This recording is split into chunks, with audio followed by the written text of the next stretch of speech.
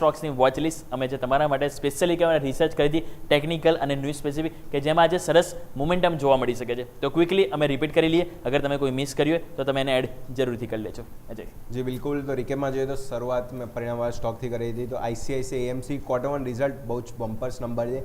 Green line ચાલશે બી અત્યાર સુધી જુલાઈમાં જોઈએ તો 572 કરોડના નવા ઓર્ડર મળ્યા છે. સમાચાર સ્પેસિફિક પોઝિટિવ છે. ગ્રીન રહેશે.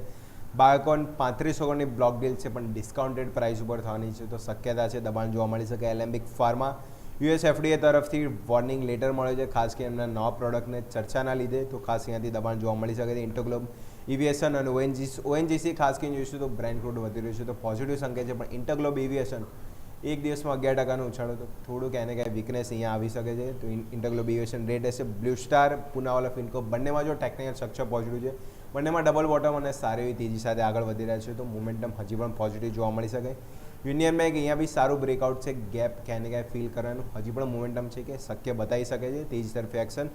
અને લાસ્ટ વાત કરીએ તો જીવીટીએનડી જી વર્નોવા અહીંયા જોઈશું બ્રેકડાઉન હાયર લેવલથી ખાસું કરેક્શન છે. હજી પણ વીકનેસ છે કે શક્ય જોવા મળી શકે. તો આ બી સ્ટોક છે રેડ રહેશે. તો આજે 4 સ્ટોક છે રેડ લાઇન ચાલીશું. બાકી 6 સ્ટોક છે ગ્રીન રહેશે. ઓકે, તો આવો ક્વિકલી હવે મારી પણ ટીમ તમને ફરીથી રિપીટ કરી લઉં. તો પહેલાં 2 સ્ટોક આપણે વાત કરી હતી ટેકનિકલી. એમાં પહેલો સ્ટોક આપણે વાત કરી હતી શ્યામ મેટાલિક.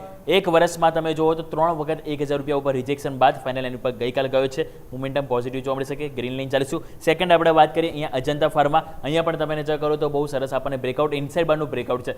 ગઈકાલનો હાઈ આજે ક્રોસ થાય છે તો મોમેન્ટમ અહીંયા પણ પોસિબલ છે કે પોઝિટિવ જોવા મળી શકે. Green line ચાલીશું. થર્ડ આપણે વાત કરીએ એસએલ ટેક. અનુમાનથી સારા પરિણામ છે તો ગ્રીન લાઇન ચાલીશું. ચોથો આપણે સ્ટોક વાત કરીએ વારી એનર્જીસ. યુબીએસ હોલ્ડના રેટિંગ આપ્યા પરંતુ ટાર્ગેટ એક તમે જો ખાસા એવા ઘટાડી દે 4400 થી સીધા 3100. તો અહીંયા ડાઉન સાઇડ પોસિબલ છે તો રેટ લઈને ચાલીશું.